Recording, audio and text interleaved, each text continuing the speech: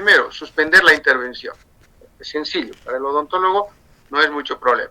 En segundo lugar, lo que tienen que hacer ustedes es valorar los signos vitales, presión arterial y actividad cardíaca. Por lo menos esos dos, incluyendo el pulso, que se puede combinar juntamente con la actividad cardíaca.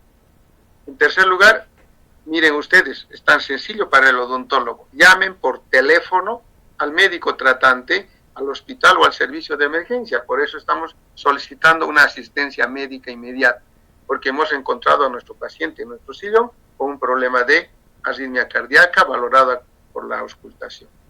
Mientras llega el personal de emergencia, pues lo que tienen que hacer es administrar oxígeno si el caso es necesario. Por eso es necesario tener en un consultorio un balón de oxígeno disponible, porque nos va a sacar de muchos apuros. Al paciente coloquen en posición de Trendelenburg, es decir, en posición supina, de tal manera que la oxigenación cerebral y del miocardio esté garantizada. Esa circulación tiene que tener un buen flujo. Lo que habíamos hecho cuando teníamos un paciente con angina de pecho, administrar nitroglicerina sublingual. Fíjense, ¿qué estamos protegiendo en este paciente? Que el corazón no pare. Entonces, con la nitroglicerina lo que vamos a hacer es vasodilatar los vasos coronarios para que llegue mayor cantidad de sangre al corazón.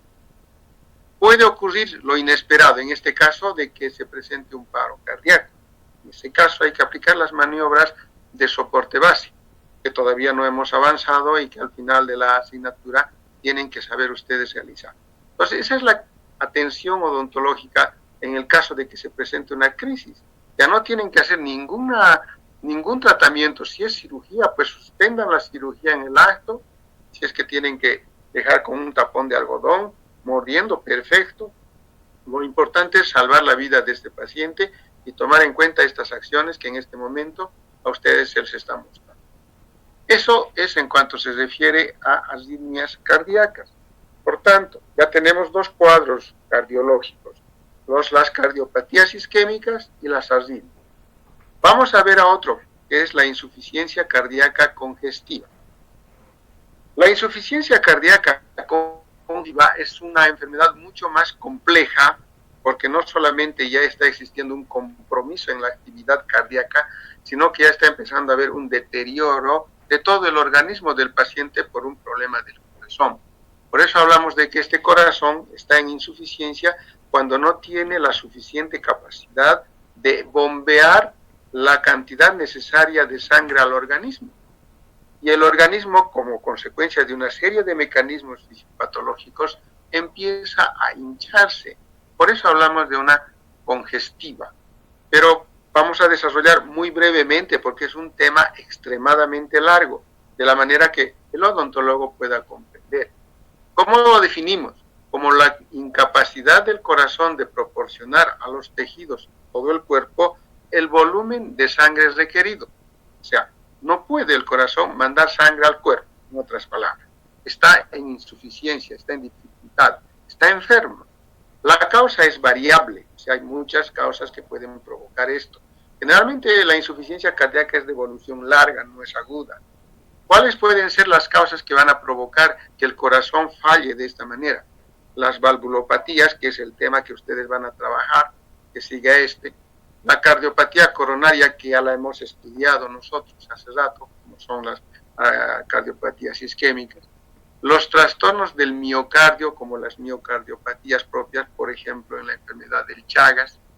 La hipertensión arterial, pacientes que tienen hipertensión, o los que padecen de arritmias, como consecuencia de que estas enfermedades poco a poco van deteriorando al corazón. ¿Qué es lo que va a ocurrir en el corazón? Hablamos en este caso de la patogenia. Muy rapidito, jóvenes, yo sé que esto es complicado comprenderlo, pero el problema empieza a nivel del ventrículo izquierdo como consecuencia de cualquiera de esas enfermedades que han empezado a dañar al corazón. El ventrículo izquierdo va a tener un problema grande donde no va a tener la capacidad de bombear la suficiente cantidad de sangre. Por eso tiene que la contracción está disminuida en el ventrículo izquierdo. Entonces hace el mayor esfuerzo por querer enviar la mayor cantidad de sangre y como consecuencia de ese gran esfuerzo empieza a crecer y a eso nosotros llamamos hipertrofia. El ventrículo izquierdo se hace cada vez más grande. ¿Entienden? Entonces, vamos a ver paulatinamente que como consecuencia de ello, la presión dentro del ventrículo izquierdo aumenta tanto que empieza a comprometer en sentido retrógrado a la aurícula izquierda, hacia arriba, donde en ella también empieza a elevarse la presión. Si bien llega a una cierta cantidad de sangre, no toda esa sangre sale del ventrículo, más al contrario se va acumulando hacia atrás, por eso digo, se empieza a comprometer la aurícula izquierda. Como consecuencia de ello, la circulación menor, que es la que corresponde a los pulmones y el corazón, empieza a tener mayor cantidad de sangre. Y eso va a provocar lo que se conoce con el nombre de éstasis, quiere decir que circula muy lento. Y como consecuencia de ese éstasis, el agua empieza a salir al espacio intersticial a nivel de los pulmones y provoca los edemas, el edema pulmonar. Por eso el paciente empieza a tener tos, a tener dificultad respiratoria, no tiene deseos de comer, está de mala gana, como se dice, muy decaído, y las extremidades se hacen frías. Fíjense, este mecanismo fisiopatológico es muy complejo, he querido resumirlos para que ustedes vayan comprendiendo y teniendo una idea. A consecuencia de ello ya se va comprometiendo todo el organismo y los que empiezan a sufrir ahora son los riñones.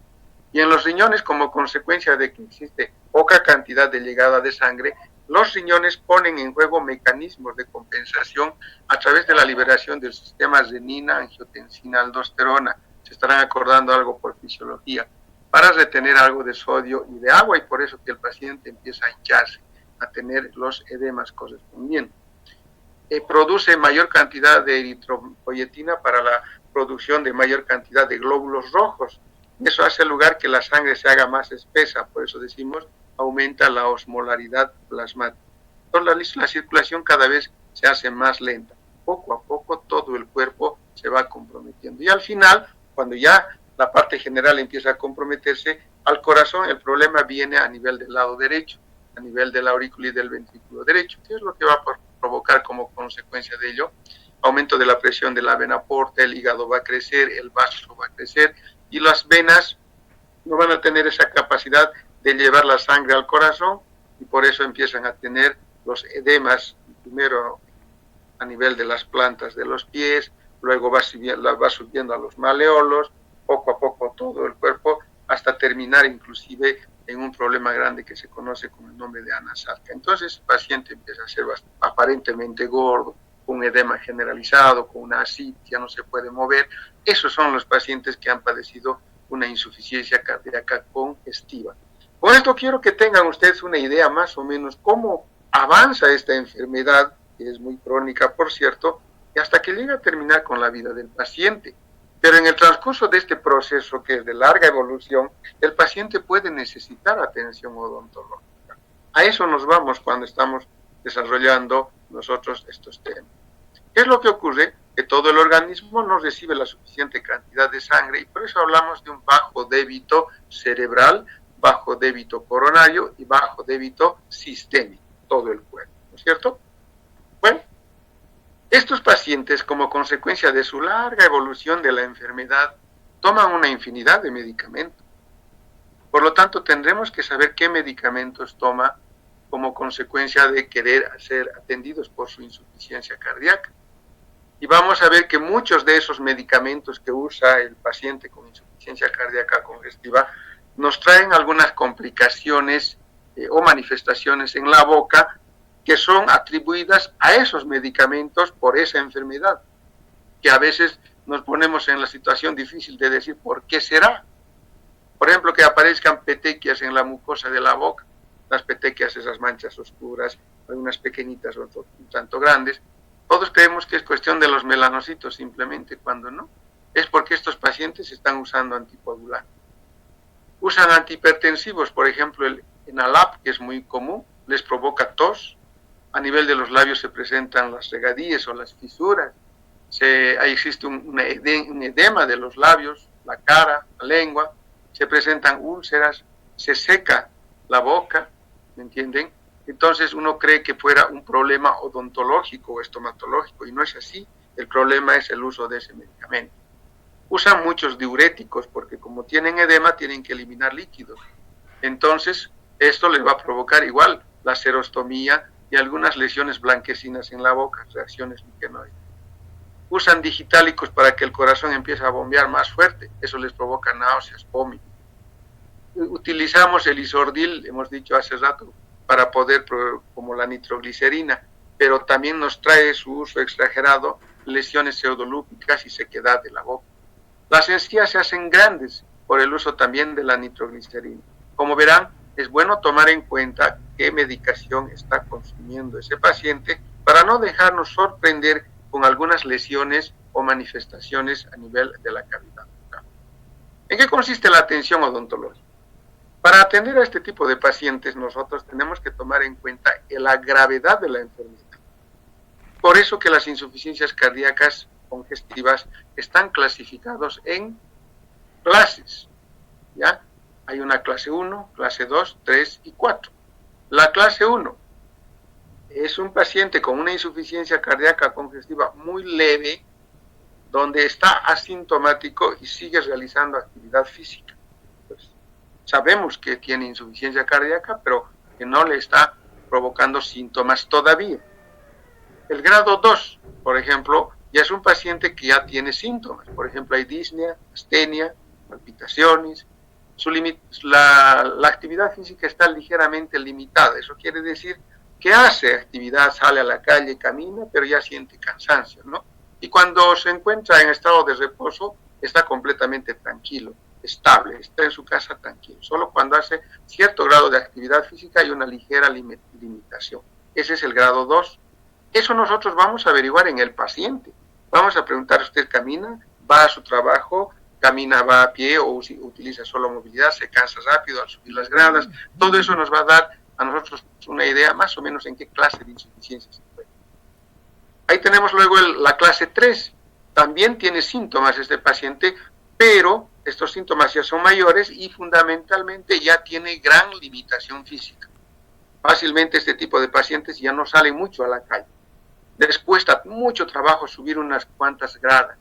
¿Me entienden? La actividad habitual exacerba los síntomas. Camina un poco y ya empieza a tener tos, a tener palpitaciones, astenia, etcétera, etcétera. Se cansa muy rápido. Solamente está tranquilo cuando está en estado de reposo. Esa es la clase. Y el clase 4 es el más grave, ¿no? Es un paciente que está con síntomas y en reposo. Ya tiene mucho tiempo de la enfermedad consigo, donde los síntomas se exacerban ante cualquier movimiento. Es pacientes que no pueden ni moverse y están todo el tiempo sentados en la cama para poder respirar bien, porque no pueden estar ni echados. Entonces, estos síntomas, que si bien nosotros podemos manejarlos, podemos también tener esa referencia de parte de su médico tratante para tener una idea de cómo atiendo yo a este paciente. Y eso es un elemento que a nosotros nos interesa, porque esta es la parte central del tema, ¿no es cierto? Vayamos. La atención odontológica, por lo tanto, va a depender de la valoración clínica, lo que acabamos de clasificar, ¿no es cierto? Y aquí vienen las recomendaciones. Evitar la atención dental en pacientes con insuficiencia cardíaca congestiva no controlada. Es decir, si ese paciente, de acuerdo a la sintomatología que a ustedes les ha narrado, o les ha manifestado que está enfermo del corazón, pero que no está siendo controlado, no deben realizar atención odontológica. Así de sencillo. En segundo lugar, en aquellos con insuficiencia cardíaca que están con tratamiento y control médico, ¿cómo vamos a atender? Que serían los mejores pacientes que podemos manejar. Siempre hacer primero una valoración con una interconsulta médica. Siempre. Si bien algunos síntomas ustedes o nosotros como odontólogos vamos a manejar, es mejor que la interconsulta médica nos reporte el estado del paciente. Y acá viene la recomendación. Si de acuerdo a esa valoración el paciente se encuentra clasificado en la clase 1 y 2, se puede realizar una atención odontológica normal de tipo ambulatorio. Por eso hemos dado la clasificación correspondiente, con algunas recomendaciones propias de ella. En clase 3, la atención odontológica tendrá que ser no solamente previa interconsulta médica para que sea ambulatoria, sino mejor en un centro especializado, tanto en la 3 como en la 4. En la 4 con más razón todavía. Es mejor realizar atención bajo monitoreo médico. Por lo tanto, nosotros como odontólogos podemos hacer una atención ambulatoria en nuestro consultorio sin correr mucho riesgo, tomando las medidas preventivas necesarias hasta la clase 2. Clase 1, clase 2. ¿De acuerdo? Eso es muy importante que tomen. Habrá que identificar los factores causales de la insuficiencia dentro de la atención odontológica para ver algunos medicamentos que está tomando, por ejemplo, o los que vamos a administrar. En pacientes en clase 1 y 2, si vamos a realizar atención odontológica, y les decía con ciertos cuidados, en este caso hay que restringir al mínimo la adrenalina. Por eso, la misma recomendación, fíjense, que el protocolo para todos estos cuadros es la misma en la administración de adrenalina, no más de 0,036 miligramos. Mejor si es menos, pero hasta ese punto o hasta esa dosis podemos administrar. En clases 3 y 4, prohibido usar vasoconstrictores, así estén trabajando ustedes en un hospital. Valorar los efectos secundarios de los medicamentos utilizados por la insuficiencia, les había manifestado hace rato, que nos traen manifestaciones en la boca. Esta es otra recomendación para estos pacientes clase 1 y 2, por ejemplo, inclusive en el 3 y 4 si es que atienden en un hospital, en la posición del paciente. ¿Cómo debemos atender a este paciente? La posición adecuada, más llevadera, que no nos traiga muchas complicaciones, es una posición Fowler. Eso quiere decir que tiene que estar sentado. ¿Por qué les digo sentado? El paciente, por el mismo hecho de tener una congestión de la sangre muy cargada en el organismo que le está provocando edemas, tiene dificultad respiratoria. Si a ustedes a ese paciente le ponen en posición supina, la sangre se va a cargar, perdónenme la expresión, mucho más a nivel del tórax. Por lo tanto, ese corazón va a empezar a sufrir más y el éxtasis pulmonar va a aumentar. No va a poder respirar adecuadamente. Estos pacientes jóvenes generalmente permanecen el mayor tiempo sentados. A veces duermen en posición sentada, porque en posición sentada respiran mejor. Entonces, la atención odontológica se refiere al hecho de que la posición debe ser en posición Fowler para favorecer la respiración del paciente y garantizar una mejor ventilación, porque en una posición echada vamos a aumentar más el edema pulmonar. ¿Entienden? Esto es una recomendación muy diferente a los pacientes con cardiopatía isquémica, donde en ellos habíamos indicado que hay que hacer una atención en posición echada o semi-echada. En cambio aquí no, tiene que ser sentado. Yo creo que estos parámetros son muy importantes a la hora de atender a estos pacientes. Controlar siempre los signos vitales para evitar la hipotensión ortostática. Muchas veces estos pacientitos, cuando son atendidos en odontología, se levantan del sillón y les baja la presión bruscamente. A eso se conoce como hipotensión ortostática. Entonces, para eso hay que controlar los signos vitales, en este caso la presión arterial, y ver cómo está, si está dentro de valores normales o está bajo y tener los cuidados necesarios, ¿cierto? Y lo otro es que las atenciones tienen que ser siempre, como en las demás enfermedades, lo más breve posible y lo menos estresante, lo más tranquilizantemente posible, ha de ayudar mucho a una buena atención. Eso en cuanto se refiere a los pacientes con cardiopatía isquémica.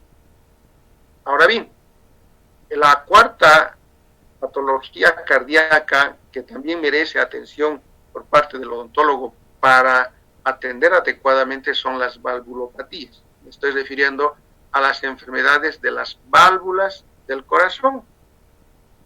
Hay 4 válvulas fundamentales que tenemos allá nosotros: la auriculoventricular izquierda, la derecha, la aórtica y la pulmonar. Esas válvulas muchas veces se enferman.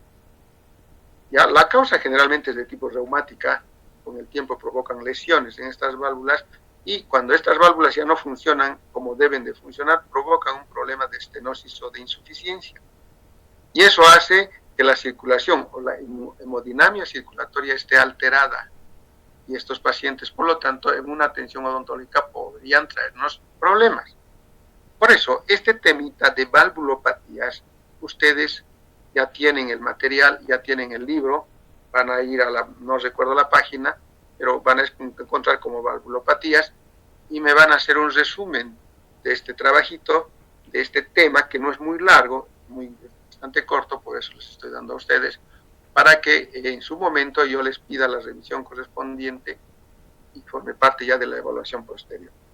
Hoy día Hemos de terminar, por lo tanto, incluyendo con esta tarea, con las enfermedades del corazón, con las cardiopatías. La próxima clase vamos a avanzar hipertensión arterial, otro tema muy fascinante, muy interesante, muy común de los pacientes que requieren atención odontológica. Ahora vamos a ver cómo podemos interactuar con ustedes. Me gustaría siempre tener algo de conversación. Vamos a ver cómo nos salimos de acá y los veo a ustedes. A ver. Voy a habilitarles les voy a habilitar su micrófono. La persona que me levante la manito quiera hacer alguna consulta. Vamos a aceptar unas 5 consultas y luego voy a abrir a todos para despedirnos. Adelante, jóvenes, espero que me hayan comprendido. Espero que haya estado muy... A ver, Goitia, Ángela está queriendo hacer una consulta. Le vamos a reiniciar el audio. A ver. Doctor, buenas tardes. Ángela, adelante. ¿Cuál es tu pregunta, por favor? Quería preguntarle por qué es tan importante el potasio. El potasio es un electrolito que debe de estar en normales porque ayuda mucho a nivel de la unión neuromuscular a la transmisión nerviosa. El potasio es un elemento muy importante para la actividad muscular, no solamente de los músculos estriados, sino también de del músculo del corazón. Cuando el potasio está disminuido porque se ha eliminado en una deshidratación por cansancio en la atención odontológica, hay fatiga muscular. Entonces el corazón también tiene ese problema de fatiga muscular y además en el corazón altera la transmisión nerviosa intrínseca. Por eso que en estos pacientes pueden presentarse por una hipopotasemia, que así se llamaría, una arritmia cardíaca. Gracias, doctor. ¿Otra pregunta? ¿Alguien quiere hacer otra pregunta? A ver, María José, ¿está con audio o no está? Le voy a reiniciar. Doctor, ahora sí. Gracias, doctor. Para en insuficiencia cardíaca congestiva, doctor, usted ha indicado que es toda una patogenia, ¿verdad? Lo que empieza en el ventrículo, pasa a la aurícula izquierda, todo eso es un proceso. Dígame, ¿este proceso es largo, es veloz? No, por eso les decía, es una enfermedad crónica de larga evolución. Uno no ingresa a una insuficiencia cardíaca en pocos días. Generalmente estas insuficiencias avanzan en años. Por ejemplo, hay una persona, vamos, el Chagas, por ejemplo. El Chagas de repente es una parasitosis que ha adquirido en una época en edad juvenil, por ejemplo. A medida que ha ido pasando el tiempo, el tripanosoma ha empezado a lesionar una serie de estructuras y dentro de ellas los nervios intrínsecos del corazón.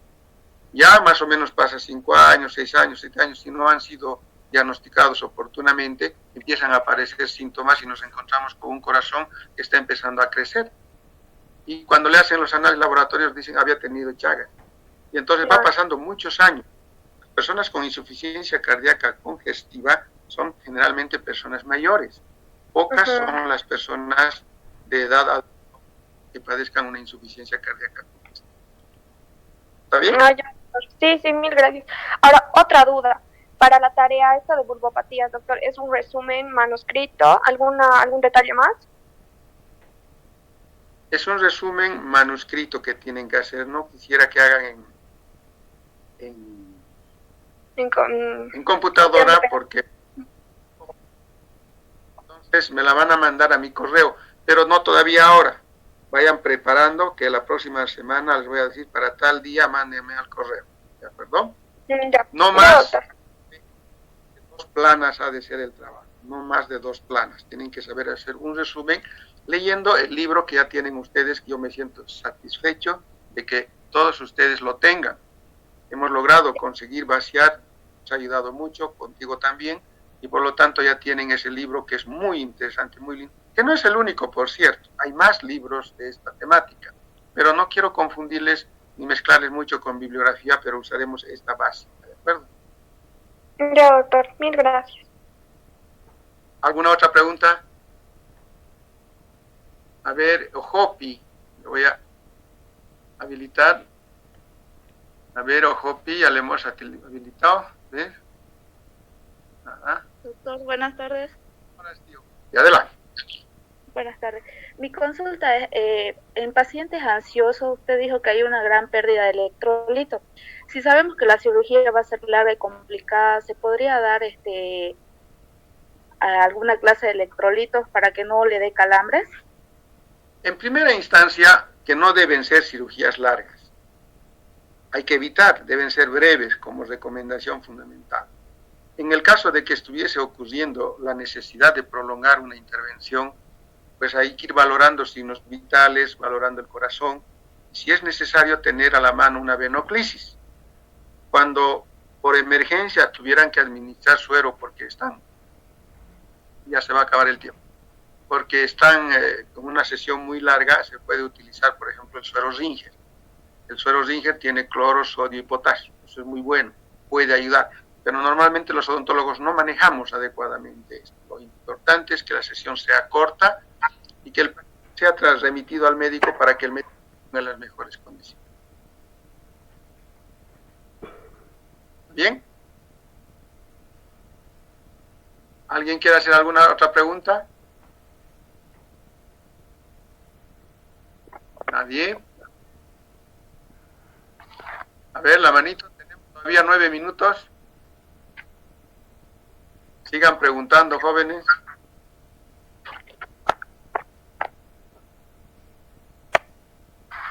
Espero que les esté gustando los temas, ¿no?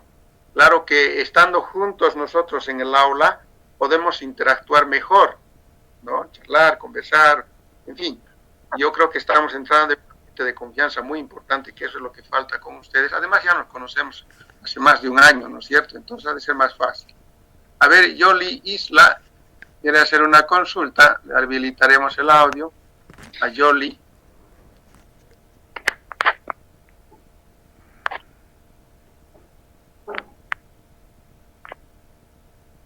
Nada, Yoli. Ahora sí. ¿Nada? No le habilita. Cecilia Vargas también. A ver, vamos a ver cuál de las dos. Ahora sí. Vargas, adelante. Sí. Doctor, le quería hacer una consulta sobre la warfarina. ¿Cuánto tiempo es aconsejable hacer la suspensión antes de realizar la intervención? En razón a la warfarina, si se realizaría la suspensión de la medicación. La warfarina hemos tratado en la anterior clase, en los problemas de cardiopatías isquémicas, particularmente en el de pacientes con infarto agudo de miocardio. No importa, voy a dar respuesta porque ya habíamos visto de que la warfarina nosotros como odontólogos no podemos suspender. No tenemos esa autorización de suspender la warfarina. Tengan mucho cuidado. Si se trata de hacer suspender warfarina, tiene que hacerlo su médico. Pero hay un parámetro que nos permite realizar la intervención cuando los niveles de protrombina, el tiempo de protrombina, no excede los 16 segundos. Podemos realizar atención odontológica sin correr mucho riesgo de hemorragia, pero tomando las precauciones de una premedicación o de preparación ante la contingencia de que se presente una hemorragia. Por favor, ese aspecto es muy importante. Cuidado que estemos nosotros queriendo suspender. No tenemos autorización de suspender la warfarina. Es el médico. Pero si hacen un coagulograma y ven el tiempo de protrombina que no ha excedido los 16 segundos, pueden realizar la intervención. La interconsulta médica también va a ayudar para tener mayor tranquilidad. ¿Está bien? ¿Que sí? Sí, no, o sea, la consulta era de si se realiza el estudio y da como positivo en razón al tiempo de protrombina, o sea, están en los parámetros para que nosotros podamos realizar la atención odontológica. ¿Se puede realizar de manera inmediata? Sí. ¿O tenemos que esperar ciertos días o cierto tiempo como en la aspirina, ¿verdad? Que nos dijo que hay entre 11 a 14 días para eliminar el fármaco. Esa era mi duda, si hay un tiempo establecido de razón de la warfarina que hay que esperar un tiempo o de inmediato se puede realizar. Escúchame, si los parámetros del tiempo de protrombina están dentro de la posibilidad de hacer atención odontológica quirúrgica, pues se la puede hacer. O sea, no es necesario que esperemos nada, no hay que esperar nada. Es bueno, sin embargo, tener un respaldo de la interconsulta médica suficiente con su médico, porque van a hacer una atención en ese paciente. Pero hay que tomar como precaución el tener a la mano las medidas de medicación hemostática ante la posibilidad de una hemorragia, que es muy probable. Qué sé yo, esponjas, ypsilon, de repente hacer buena sutura, para que siempre precautelemos la posibilidad de que no se presente hemorragia. Sabemos que podemos hacer la cirugía si el tiempo de protrombina no está más de 16 segundos. Si pasa de los 16, pues hay que decirle, señor doctor médico, por favor, contrólemelo a esta paciente porque su tiempo de protrombina está muy prolongado y no puedo hacer la cirugía. Póngamelo en condiciones y cuando esté en condiciones me lo manda. Eso es lo que hay que decir en otras palabras. ¿Sí? Ok, muchas gracias, doctor. Sí, posible. ¿Alguna otra? Tenemos todavía 4 minutos.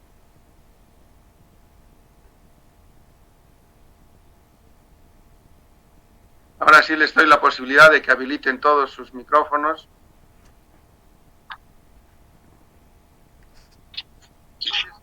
Comentar algo, ¿les ha gustado la clase? Me gustaría escucharles.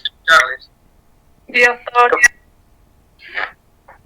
Sí, doctor. Doctor, el único problema es al entrar a la clase donde todo como parece que la señal se va o algo así. Ese es el único problemita, por eso las clases ya no las vamos a hacer largas, vamos a tomar un solo corte en el caso extremo. Lo importante es empezar iguales y hay que tener un poquito de paciencia. Vamos a ir mejor. Doctor, una pregunta. Hola. Adelante. En cuanto ¿Cuál es la pregunta? ya sabemos que nuestro paciente tiene insuficiencia cardíaca, digamos, si se presenta una emergencia de un paciente que sufre un accidente, digamos, ¿cómo tendría que ser nuestra forma de actuar, digamos, en ese motivo, en esa circunstancia? A ver si te he entendido. Estás atendiendo a un paciente y después te viene un paciente en tu consultorio. Sí.